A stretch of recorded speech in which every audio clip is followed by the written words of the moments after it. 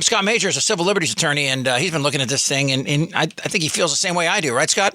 Yeah, I tell you, there's both sides of the coin. You know, nobody wants to have unreasonable search and seizures, but you got to understand that most of these times this is being used when somebody doesn't have identification, when they're trying to figure it out. If they have your license, they're going to run your license and get all the data they want. This is a situation where, let's say they come upon somebody who doesn't have proper identification, but or Scott, they're trying to verify it. You know this. And all of a sudden they find that the person has, priors, and they can find out from them. The Supreme Court, but you know this, the Supreme Court has ruled the Fifth Amendment protects you if you don't have identification. You're not. They can't assume just by the fact you don't have identification that you've done something wrong. You're absolutely right. And this all goes back to just what you just said. You don't want your prints taken unless you have probable cause to believe you committed a crime. This doesn't change that standard in any way. All it does is expedite the process for them finding out information.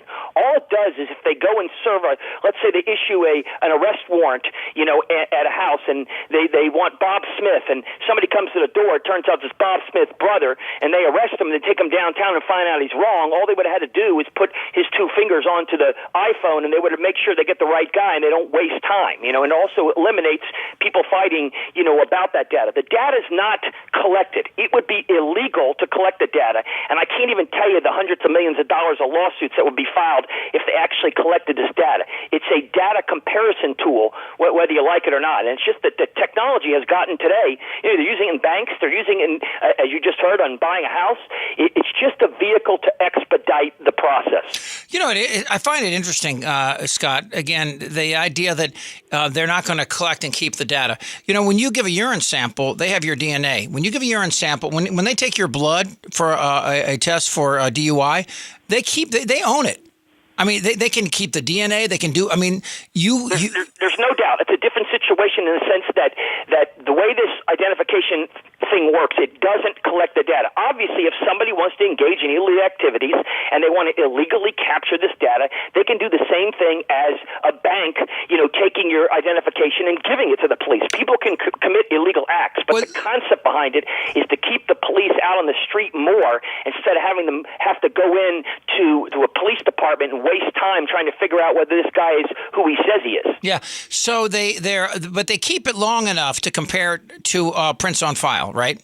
Right. What it's doing is it's actually just measuring. It's like doing a search, more than it is actually storing the data points, in some file. Right. Yeah. Well, for a fingerprint has certain points on it that they count, and if you need to match a certain amount for that fingerprint to match. You're saying that if it doesn't meet to match, then it's deleted from the actual smart drive and from the central records. Yeah, it doesn't even go into the central records. It's really like doing a search in the sense that they don't save that search. You're absolutely right. And it's just, again, it's the same thing as if they have your license, they're going to run your license in the same way. If they don't have your license, then they would have to sit down and either convince the guy to tell them their real name or take them down to the police department and figure out what it is if they thought the guy was possibly committing a crime or had committed a crime. I'm for taking to the police department. I don't like this. I don't think it's that fingerprint belongs to me, and I shouldn't have to give it up without probable cause.